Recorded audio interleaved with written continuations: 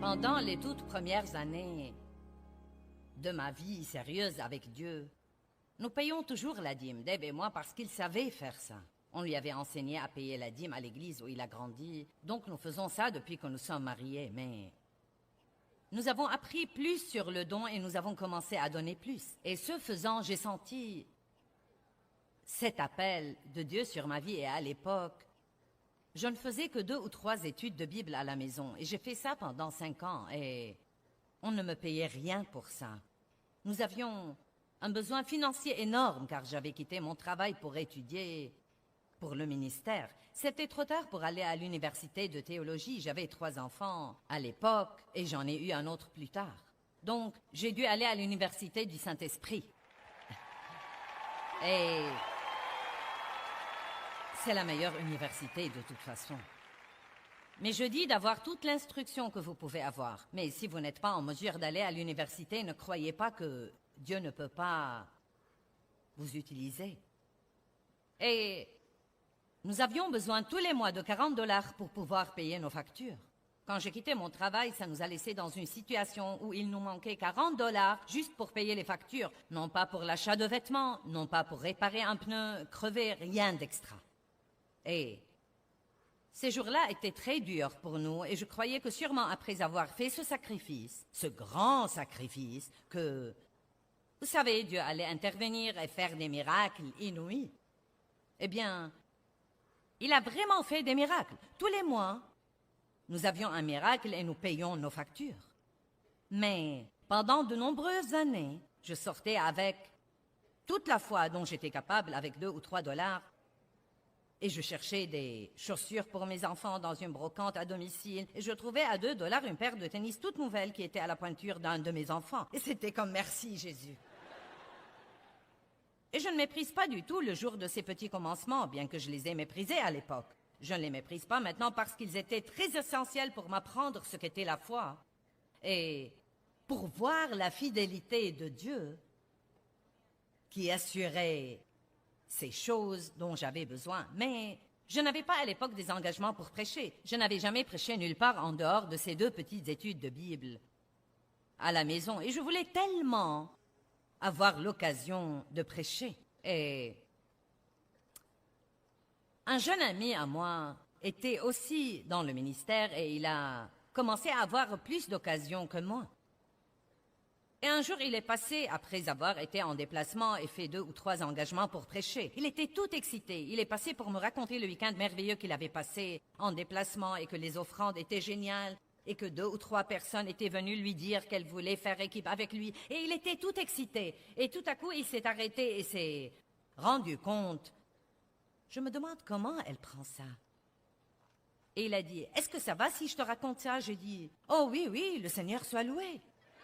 Merci Jésus. Non, mais je faisais de gros efforts pour être heureuse pour lui. Mais vous savez, il y avait une partie de moi qui pensait, Dieu, quand est-ce que mon heure va venir?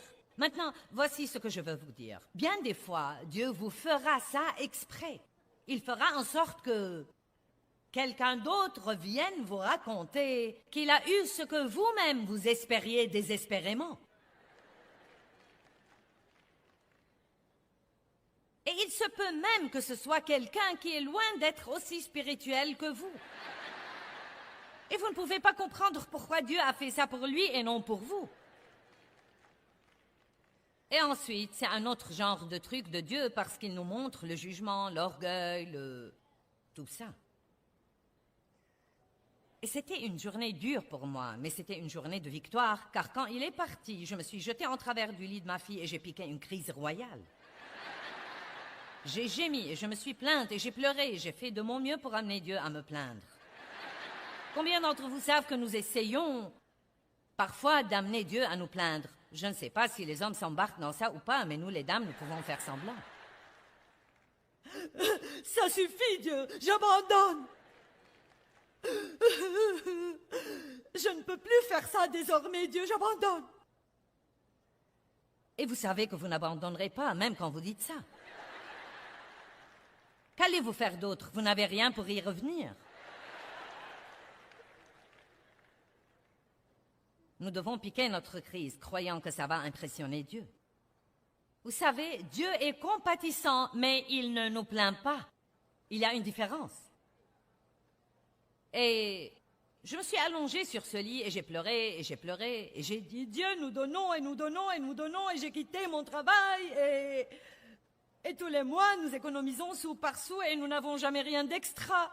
Je veux attirer votre attention sur le fait que quand les Israélites ont voyagé dans le désert 40 ans, leurs chaussures et leurs vêtements ne se sont pas usés, mais ils n'en ont jamais eu de nouveau.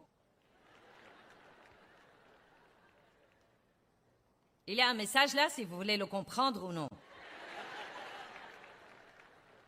Vous savez, nous venons du pays du manque avant d'aller dans le pays de l'abondance. Et donc, je me suis allongée sur ce lit en pleurant et en faisant toute une scène, mais j'ai pris une décision. Et après avoir fini ma petite crise, j'ai dit à haute voix à Dieu, « Je vais continuer à payer la dîme et à donner.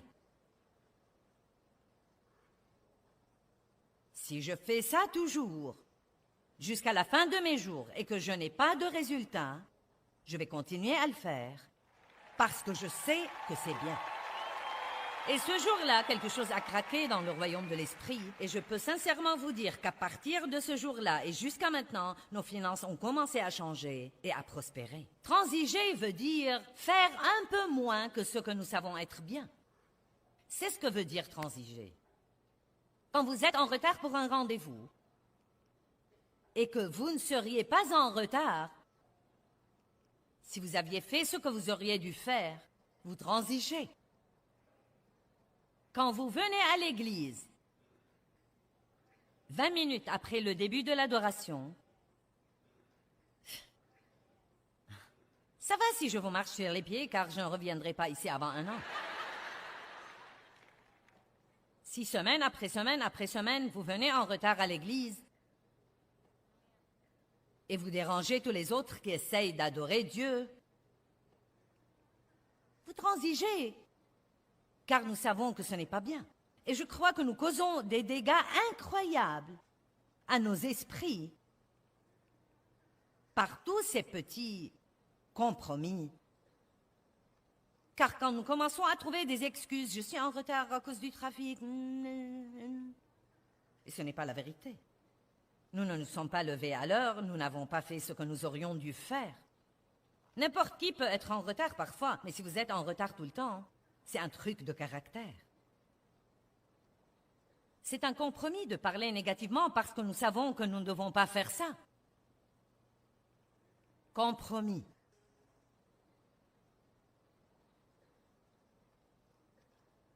Comment traitez-vous les gens? Nous moissonnons ce que nous semons. Si vous mangez trop, vous pèserez lourd. Si vous dépensez trop, vous vous endetterez, je peux le promettre. Si vous ne nettoyez pas la maison, elle se salira. Et si vous transigez, si je transige, nous ne moissonnerons pas toute la récompense que Dieu nous réserve. Cela ne veut pas dire que Dieu ne sera pas bon envers nous et que nous n'aurons pas une relation avec Dieu et que nous n'irons pas au ciel.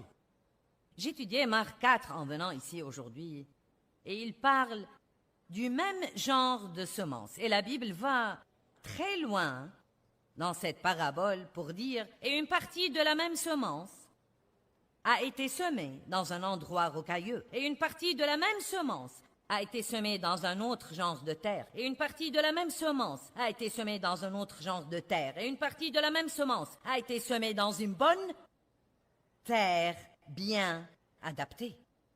Mais même quand cette semence a été semée dans la bonne terre, elle n'a pas rapporté la même chose dans la vie de tout le monde. Il dit l'un 30 et l'un 60 et l'un même a rapporté 100 fois. Eh bien, j'aime être informée sur ces trucs. J'y ai pensé pendant quelque temps. Si la terre était bonne et que la semence était la même, pourquoi certains ont rapporté 30 et certains 60 et d'autres 100?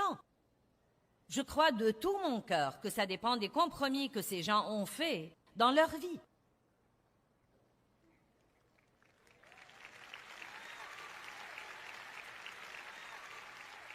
Vous savez, allez à Jean 15, où il dit « Certains portent du fruit, Certains portent du fruit plus excellent et certains même portent du fruit qui demeure.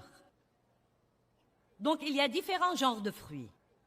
Si vous revenez à Moïse, quand il est allé prendre les 10 commandements, il y avait un certain nombre du peuple qui sont allés avec lui au bas de la montagne à un certain niveau. Et ensuite, 2 ou 3 autres sont allés avec lui au niveau suivant. Et ensuite, un de plus au niveau d'après. Mais seul Moïse a pu aller au sommet.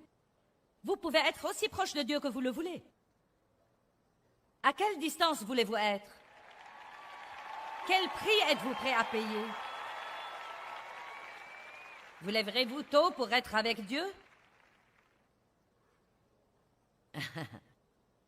Ferez-vous 15 minutes en moins de télé la nuit pour passer du temps avec Dieu? Donnerez-vous ce que Dieu vous dit de donner?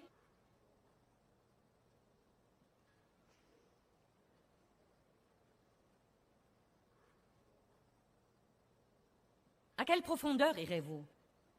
Voulez-vous être un chrétien qui rapporte 30 ou 60 ou 100? Disons que tout le monde ici ait une bonne terre. Nous ne nous embarquerons même pas dans la terre rocailleuse dure. Je veux faire un enseignement détaillé là-dessus l'année prochaine. Mais il est très évident que nous avons des décisions à prendre. Vous pouvez transiger un peu et vous en tirer, mais savoir faire le bien et ne pas le faire, c'est péché. Et quand nous transigeons, nous n'aurons pas la récompense complète que Dieu nous réserve. Ce serait complètement injuste à votre égard si tout ce que je fais était de me tenir debout ici et vous dire que Dieu veut vous bénir et de ne pas vous dire que la bénédiction entraîne une responsabilité. Je ne vous rends aucun service en faisant ça, car vos espoirs seront vraiment anéantis. Je vais trouver quelqu'un qui sourit. Nous aimons entendre « Dieu va vous bénir, Dieu veut vous bénir, Dieu va vous bénir ». Et il veut vraiment vous bénir. Oh mon Dieu, il veut vous bénir. Oh, il veut vous bénir.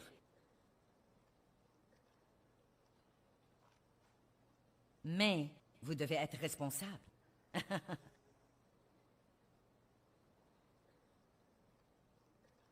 J'aurais voulu avoir 3 heures de plus, mais je ne les ai pas. Mais j'ai assez longtemps pour causer quand même des dégâts là-bas.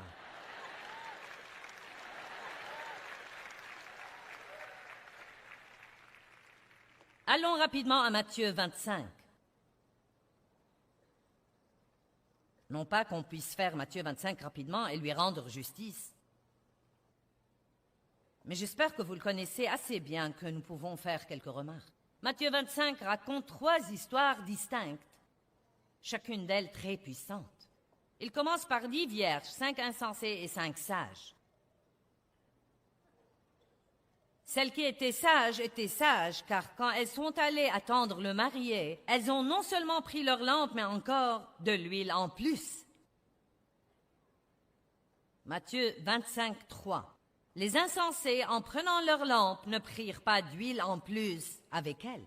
Un chrétien insensé ne fera jamais rien en plus. Il fait juste le strict minimum. Il se glisse par la porte du travail à 8 heures. Vous pointez à 8h01. Vous courez au bureau. La vérité est que vous commencez à travailler à 8h15, mais vous voulez être payé dès 8h.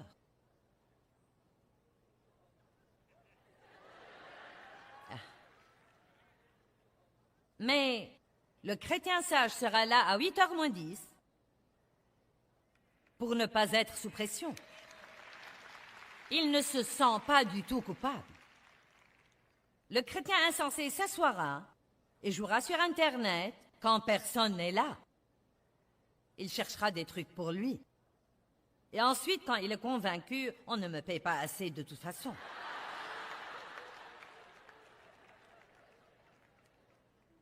Et vous allez ensuite à l'église et peut-être même vous payer la dîme. Les choses n'arrivent pas pour vous comme vous voulez qu'elles arrivent, mais il y a eu un compromis. Vous aviez besoin que je vienne vous secouer un peu, amen?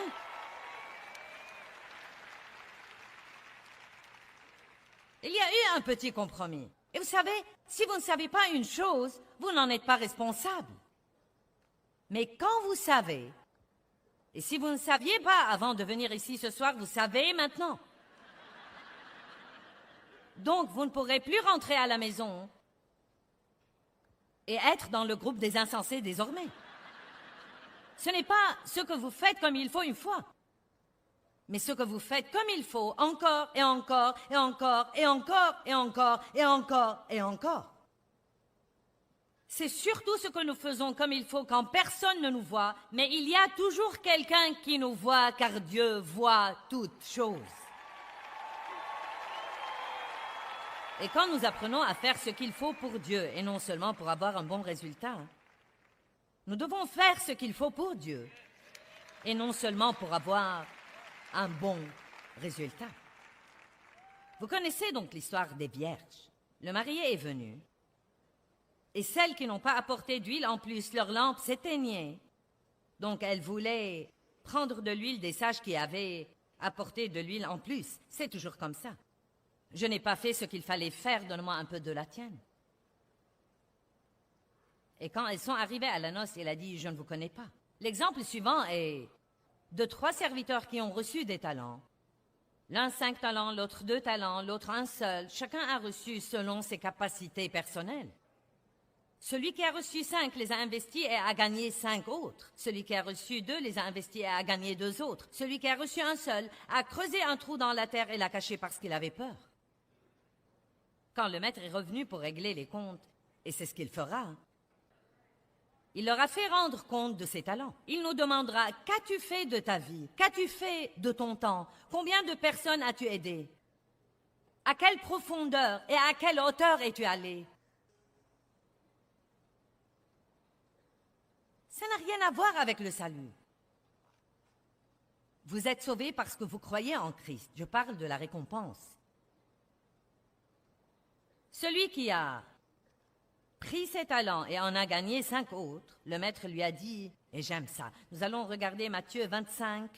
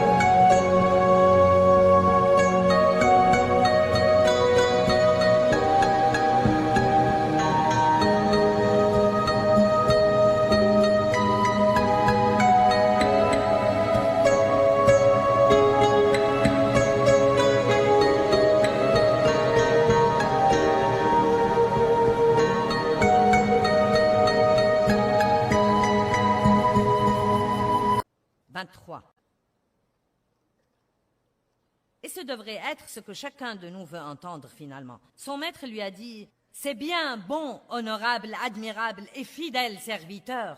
Tu as été fidèle et digne de confiance en peu de choses. Je t'établirai sur beaucoup. » Maintenant, écoutez ça, et c'est la partie que j'aime. « Entre et partage la joie, le plaisir, la béatitude dont jouit ton maître. » Qui voudrait avoir le même genre de joie que Dieu a?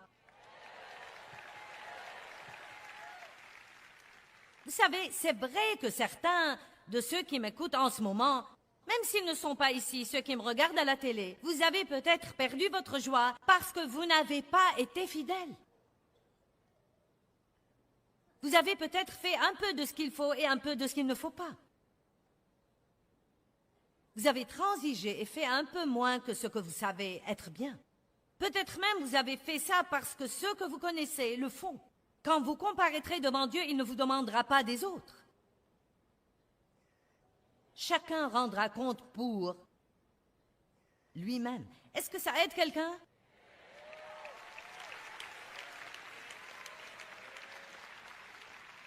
Quelqu'un prend des décisions? Je ne veux pas que vous m'écoutiez seulement, je veux que vous preniez des décisions. Est-ce que vous avez pensé à quelques domaines dans votre vie où vous pourriez peut-être vous élever? Ce n'est pas pour vous condamner. Dieu nous donne sa parole pour nous encourager, mais aussi pour nous réprimander. Ce n'est pas bon d'aller à l'église toutes les semaines seulement pour être encouragé. Parfois, vous avez besoin d'une fessée. Amen. J'ai quelque chose qui va vous aider à être fidèle. Et vous n'allez pas aimer ça, mais... Est-ce que vous voulez l'entendre? Ne vous attendez pas à des résultats immédiats.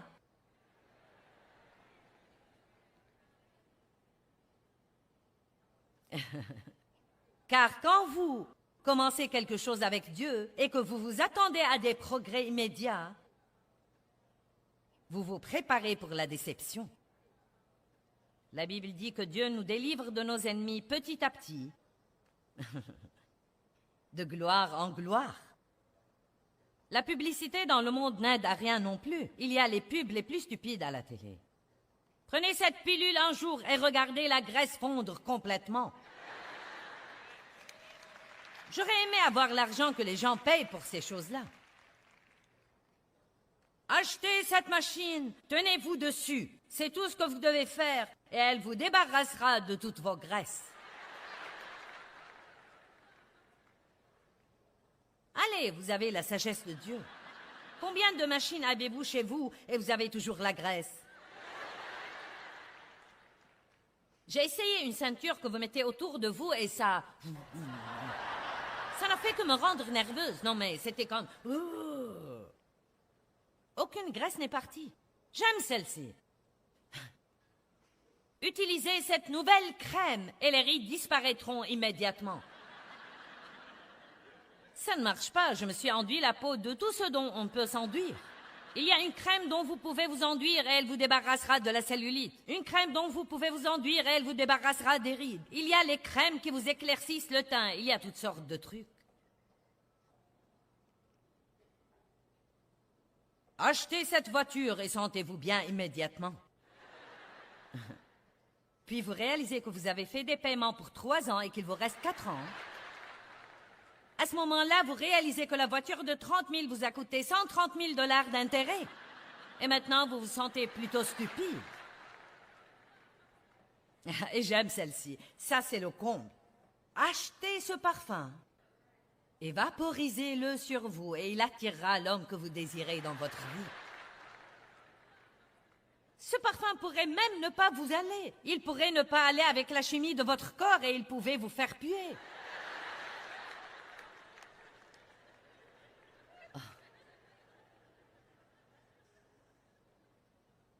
Ah, eh bien. Et vous savez pourquoi les gens achètent ces trucs? Parce que nous cherchons toujours quelque chose pour rien. J'ai dit que nous espérons toujours cette chose miraculeuse que Dieu va faire où nous ne devons faire aucun effort et nous ne devons pas attendre très longtemps. La patience est un fruit de l'esprit et c'est exactement ce qu'elle veut dire. Longue attente. Longue attente. Tant que la terre subsistera, il y aura pour les semailles un temps et pour la moisson un temps. Oups, ralentissons un peu. Tant que la terre subsistera, il y aura pour les semailles un temps, et plus de temps, tant de temps, je crois que je vais m'arracher les cheveux. Temps, et plus de temps, et ensuite, la récolte.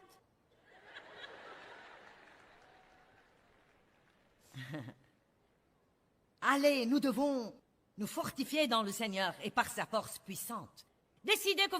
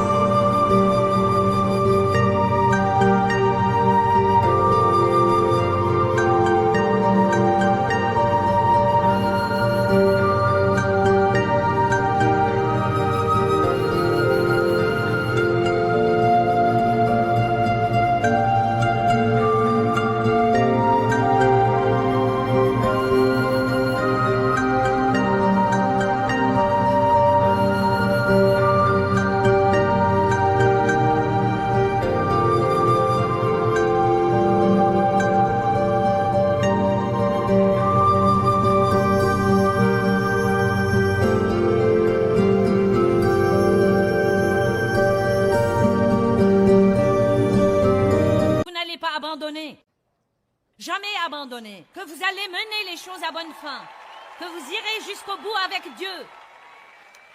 Et même si vous n'obtenez jamais une seule chose de ce que vous voulez, vous serez toujours fidèle à Dieu. Pouvons-nous faire ça, même s'il n'y a pas une seule chose? Nous serons toujours fidèles à Dieu.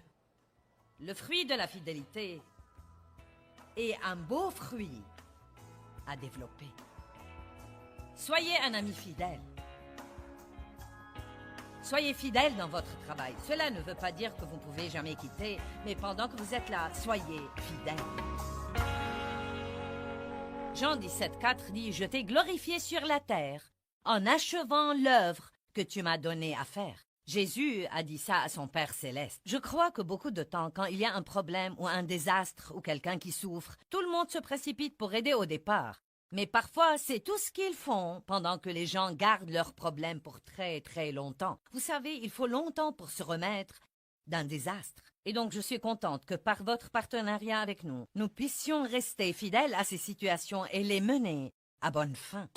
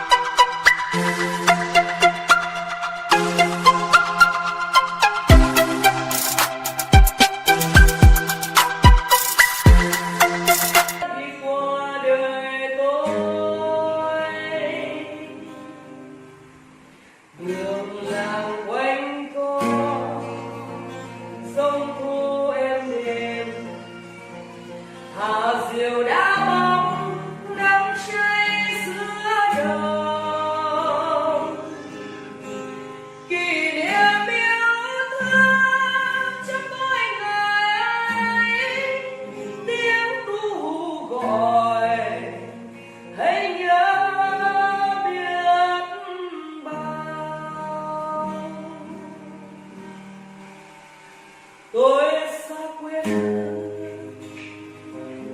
bao năm tháng qua, nhưng trong trái tim không bao giờ xa. Lời mẹ ru con hiu hiu trẻ mùa lụt nước lũ bắt